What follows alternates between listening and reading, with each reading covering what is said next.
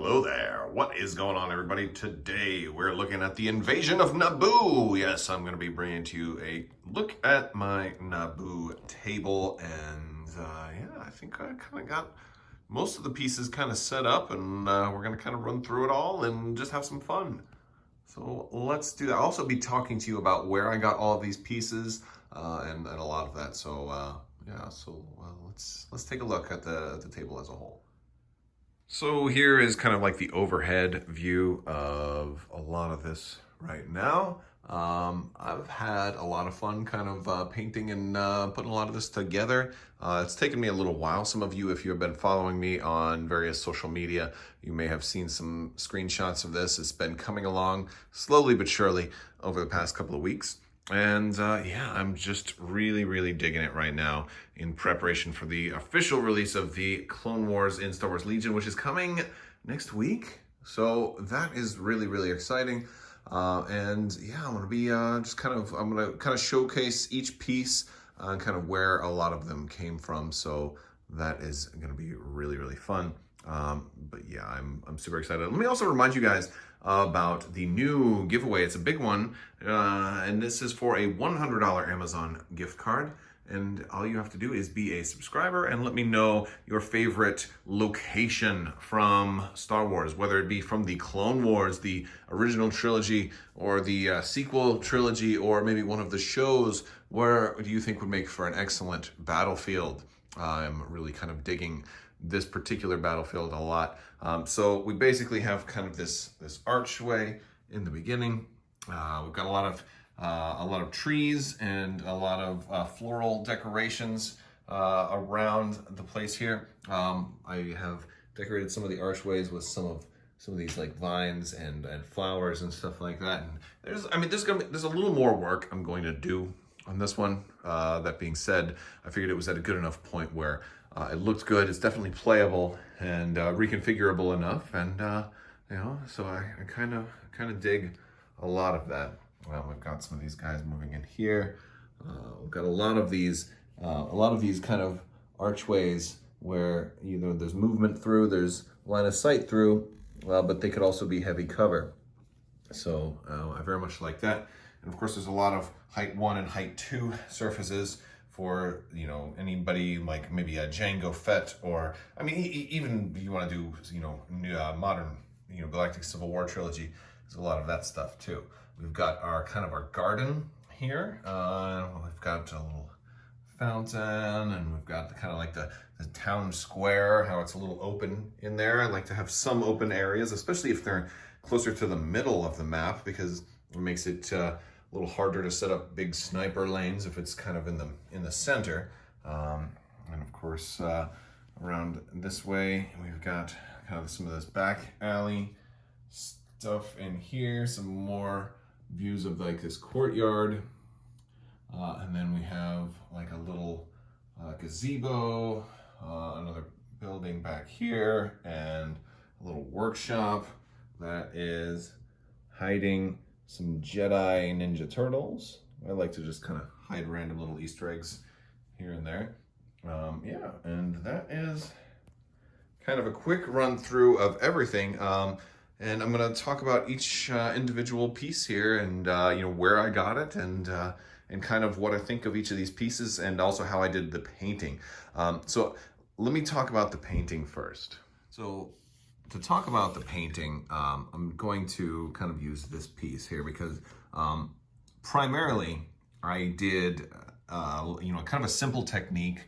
I used basically a zenithal highlighting method on all of the pieces, where I basically, I think almost everything was, this is all 3D printed, most of it, and it was all primed in black.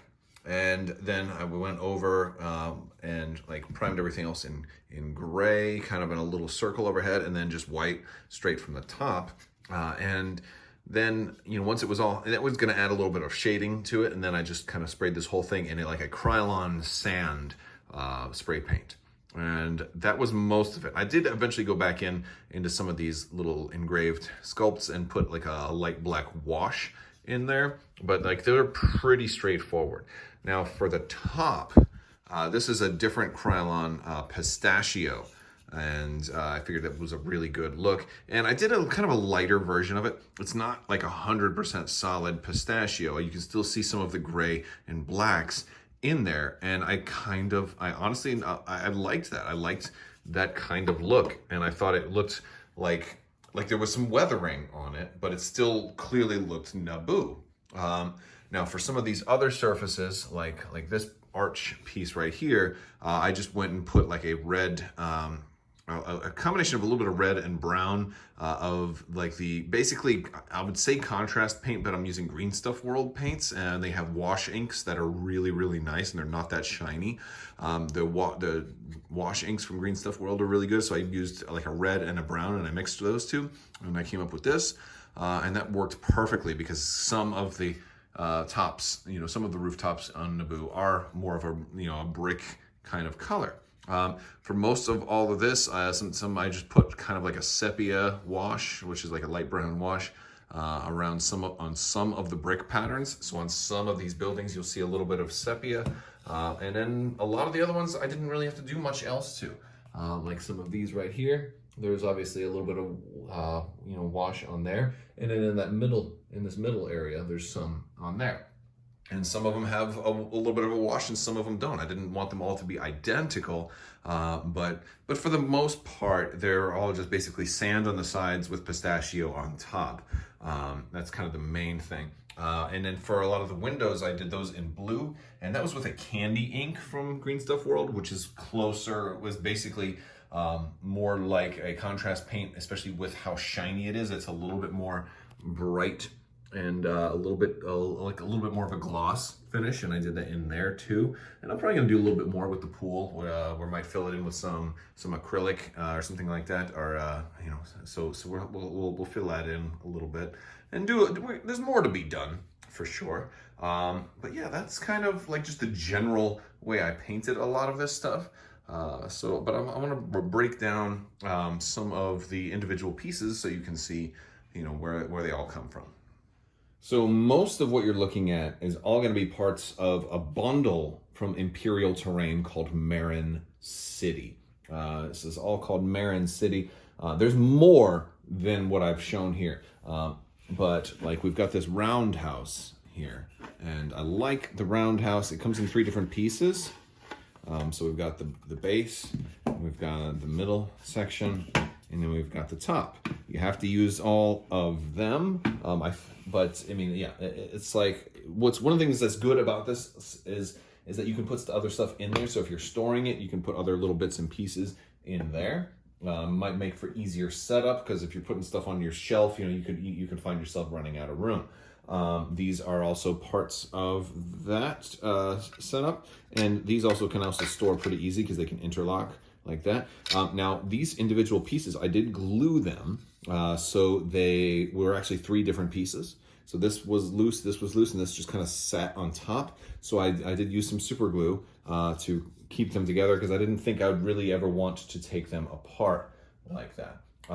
This was also another piece that is from this bundle. It's obviously got the kind of the balcony top, but this one is one piece. This one, the thing is that this one is more of a U shape in that it's all connected there. It's only that the roof that comes off, and the roof coming off makes it real easy to spray the pistachio or the green color on top without having to worry about any of it kind of blowing over onto this, because I can just simply separate it when I'm done. This arch piece, we looked at this one a little bit more, or just recently. This one was the only one I was a little less than thrilled about. It's a very pretty arch, and I like that. The problem is it's not really that big. It has these little parts that kind of interlock with the feet, so you can lock it in real nice like that. But once it's down, you can't even fit a Droideka base. Well, yeah, a Droideka doesn't even, here, can we see? Doesn't quite fit all the way through there. So it's only enough to fit like, a single straight row of regular small based minis. Now, granted, I didn't 3D print this stuff myself. I commissioned to have it 3D printed for me. I'm not really, I can't give any advice or feedback on the 3D printing process, but I am looking at having this reprinted in a higher scale because you can scale things up. So I may eventually add another one of those that's a little bit bigger. But yes, so, but I think that's my only negative feedback is the default size for this is a little small.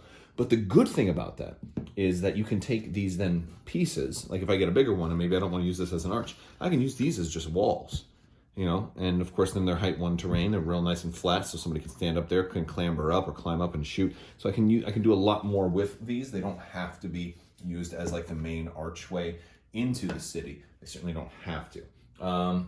So yeah, there's that. So we looked at that. These are mostly, I mean, they're all kind of very similar. So I have a lot of these. And one of I want you to look at the, well, we have this right here. This is actually a really cool piece. We've got a couple of benches. There's 4 benches that go wrong, and the benches are pretty standard, right? But this fountain is actually really cool because one of the things I like about the fountain is that it has these little plant bulbs, and I just stuck some shrubbery in there. But yeah, it's like, it's, you know, it makes for like a really nice touch. So I totally dig that. I totally dig the whole little potted plant bowl that's in there, so you can stick some foliage in there and make it work. Next, we need to look at the aristocrat's house. Now, this one is part of the bundle, but it's also available as its own individual piece. Let's angle down a little bit. There we go. All right, now this is a beautiful piece. I absolutely love the aristocrat house. There's a couple of different versions of this one too. In the bundle, it comes with like basically you can get a wrecked version of it too, but I didn't want a wrecked version, so I have not printed out the wrecked version. I may eventually add a wrecked version, but this is 3 pieces. Now it's a solid on the bottom. You've got the top, and you've got this middle piece. Now, there's other roofs available.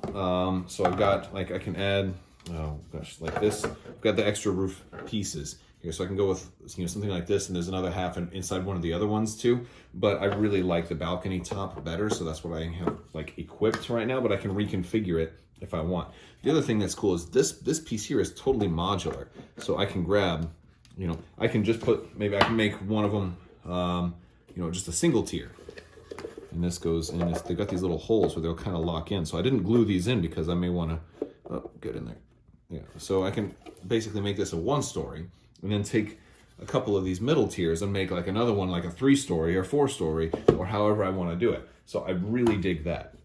And of course you have a separate stair piece that's going to go in the front here. And so I dig that as well. It's very cool. But one of the things that really makes this nice, that just doesn't come across if you're just looking at the model, is the fact that you can store all your extra little pieces inside there. So when I'm setting it up, or if I'm transporting it, if I have to take it somewhere or whatever, I can put a lot of my extra little bits. I can put my fountain and my benches and stuff in there if I wanted to do that. And that's really, really cool. So this is definitely my favorite piece out of the whole bundle. Absolutely love that. So that's cool. Another thing that's also really cool is these balcony pieces. They have this little inlet here. And that inlet allows it to connect directly to the walls. Let's take a look. Allows it to line up right there.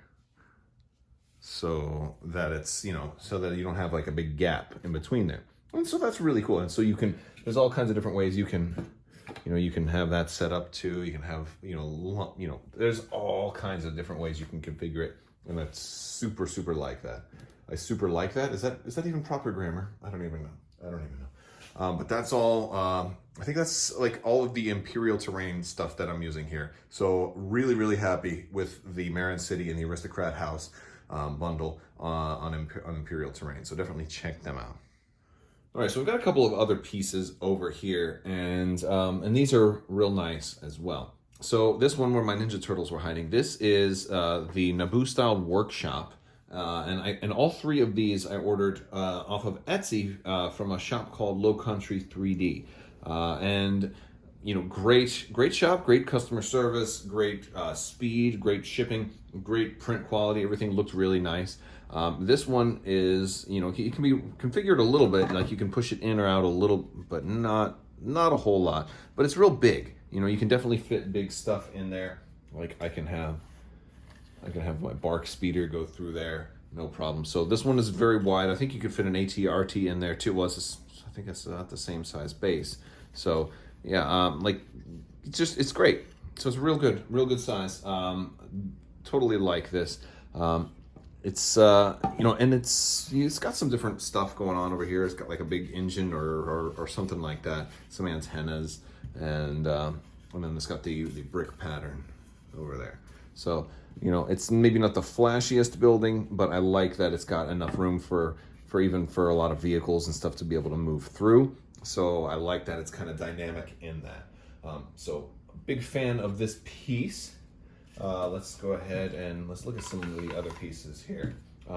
This is in a Naboo style building. And this one is cool for a couple of different ways. First off, it's pretty standard. I wanted something that just kind of looked like an ordinary, regular building. Now, this one is a little dynamic as well because the top does come off. And so you can have people move around inside, as well as it has doors that are removable. And I love that you can actually grip up top here and open those doors. You can keep them, you can run with all four of them totally open, or you can have them be totally closed, or you can even say, hey, an action will open a door. So if you want to go in there and then an action can close the door, you can kind of do that. And I really like that it can be played as an interactive piece. And then the gazebo, the top does come off of the gazebo, and that of course makes it easier for printing. But it's just a nice gazebo. It's just pretty, and I think it fits the aesthetic, and it's certainly big enough to fit, you know, a unit inside. So yeah. So kind of digging the gazebo, kind of digging it, and that was all from Low Country 3D printing. So and I'll put links to all the different services I used to kind of get this video going. And we got some scatter terrain and stuff to look at as well. So we've got this N1 Starfighter here, and this is actually die-cast metal, and it's like perfect. I think it's a 1/48 scale N1 Starfighter. So it's just about perfect. You can see the cockpit in there. Like if I scale that up to, you know, like if I put a clone there, like he could totally fit in there. It's just about perfect. Just about perfect. I love it. It did come with a little Anakin Skywalker pilot, and he looked like he was too small, but I'm like, oh, because he was a kid. Okay, so I didn't put him in there. I wanted it to be an empty one. And yes, I have not yet painted the astromech. I'm slacking on it. Honestly, I keep forgetting about it But that is an AMT die-cast 1/48 scale. So this is this. I got this off of Amazon, and yeah, wasn't that? I think it was like $20. It was a killer deal. But yeah, and so it's a real nice little die-cast thing. It comes with a whole stand and everything like that. I'm not going to use that. I'm just going to have it kind of parked, and I can put it in that workshop if I want. It doesn't have like docking landing gear, but it's balanced so much more in the front that it kind of looks appropriate just setting it down. I was thinking about maybe doing it crashed, but I decided against that.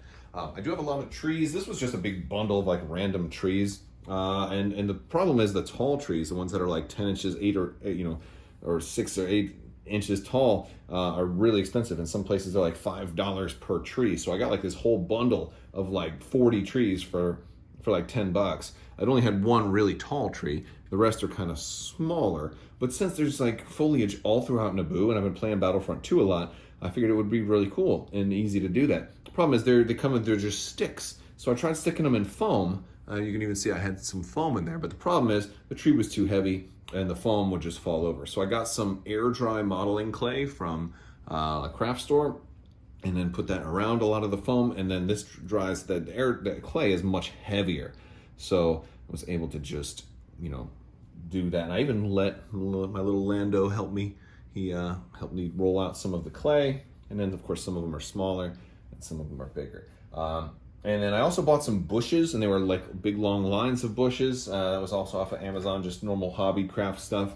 And I cut those up with scissors, and got like some up on here, and just used regular super glue, and then some of was just regular grass and green, like that.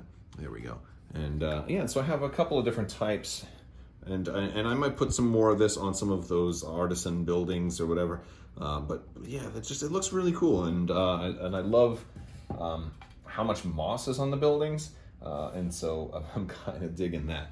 Another thing that's really cool about this type of terrain, I think, and I'd love to hear what you guys think, is that I feel like this could double as for Marvel Crisis Protocol as terrain for Asgard. I feel like it's very much it's close enough to Asgard that it could totally work. I definitely think that is going to work. Let me know in the comments below if you feel like this could be used as some type of Asgard style terrain. I think the last thing that I need to talk about is the playmat, because this is my Fat Mat playmat from Table Wars, and Table War. And this is a double-sided playmat. So, we've got this dungeon floor, which is more like stone on the other side. And then this, I think it's dungeon, and then it's Cobbletown on this side. Now, Cobbletown has a little bit of green, and it has some roads, some like cobblestone roads that are going, as well as that it has a town square. Now, the big problem with something like this is that if a certain playmat has like roads and things built into it, you feel more likely, oh, I have to put stuff on this particular way, or to enhance the road or whatever. And I really think, let's take a look at the square.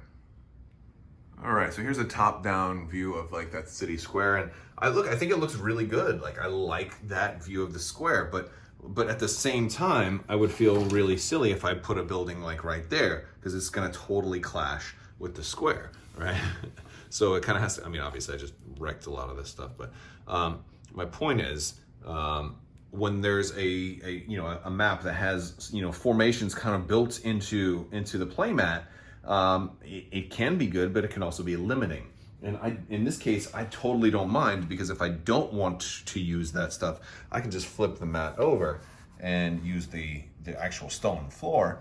And that looks pretty good with this as well. I'm not gonna redo everything, because it took a while to get all this set up, and then screwing it up again by like picking up pieces and dropping them down, and kind of moving them around nonchalantly like I've been. But yeah, my point stands is that it's, if you want to see it set up with the other one, stay tuned for battle reports. I'll probably be using this terrain quite a bit, and it can totally be reconfigured a number of different ways. There's so many different ways that I can make all of this work. I just think it's really cool. But I would love to hear from you guys, what you guys think about this. Let me know in the comments below. It's gonna be fun. Make sure hopefully if you want to see more of stuff like this, hopefully you hit that subscribe button too, and not just because of the giveaway, but hopefully because you enjoy the content. I definitely enjoy making content for miniatures games, and I'm having so much fun with terrain lately. This is very cool. So I know I'm not stuck always doing something on a snowy battlefield. I've got some other options too. I can maybe do some city stuff and some snowy stuff and some Naboo, and and then when Marvel Crisis Protocol comes out, maybe there'll be even more. So that also looks really cool. All right, guys, well, that's all I've got for you today. I want to thank you all so much for hanging out with me today and for checking out this terrain. I'd love to hear what you guys think down in the description below, and you can check the description or the comment section below, but you can check the description if you want some links to my social media, if you want some links to, if you want interested in supporting me on Patreon, and if you are looking for some links to places that I got some of the stuff like Imperial terrain or Low Country 3D or any of those things, I'll put links to them as well. I want to thank you all so much for watching, and as always, have a great day.